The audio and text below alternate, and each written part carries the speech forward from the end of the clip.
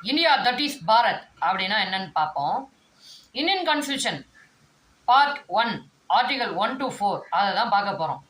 1வது ஆர்டிகல்ல என்ன சொல்லியிருக்காங்க அப்படின்னா இந்தியா தட் இஸ் பாரத் அப்படின்னு அதுக்கு ஒரு பேர் கொடுக்கணும் அப்படின்னு கொடுத்துட்டாங்க. யூனியன் அண்ட் ஸ்டேட்ஸ் டெரிட்டரிஸ் இது எல்லாமே அடங்குனது தான் இந்தியா அப்படின்னு சொல்லிட்டாங்க.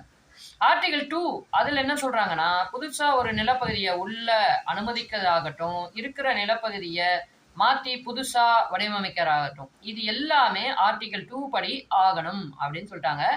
இது படிதான் வந்து சிக்கிம் அந்த மாநிலத்தை உள்ள கொண்டு வந்திருப்பாங்க. எந்த ஆண்டுங்கிறத கமெண்ட்ல சொல்லிடுங்க. ஆர்டிகல் 3 என்ன சொல்ல வர்றாங்க அப்படின்னா புதுசாக நம்ம ஒரு மாநிலத்தை உருவாக்கலாம், பேரை மாற்றலாம், நிலப்பகுதியை குறைக்கலாம், கூட்டலாம், எல்லைகளை மாற்றி அமைக்கலாம். இது எல்லாம் யார் பண்ணலாம்? பாராளுமன்றம் பண்ணலாம். அதுக்கு முன்னாடி ஒரு சின்ன விளக்கம் மாநில சட்டமன்றத்திட்ட குடியரசுத் தலைவர் மூலமா கேட்கணும்.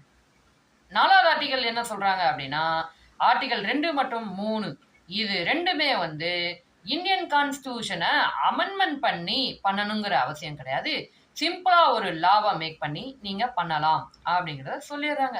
இதுதாங்க ஆர்டிகல் 1 to 4 பார்ட் 1. இதை நல்லா கவனமா கேட்டுக்குங்க. சிம்பிளா தான் இருக்கும்.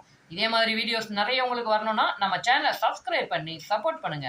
நிறைய பேருக்கு ஷேர் பண்ணி விடுங்க. கருத்துக்களை கமெண்ட்ல சொல்லுங்க. லைக் கொடுத்துட்டு கேளுங்க கேட்டுக்கிட்டே இருங்க. அடுத்த வீடியோவில் உங்களை வந்து சந்திக்கிறேன். பாய்.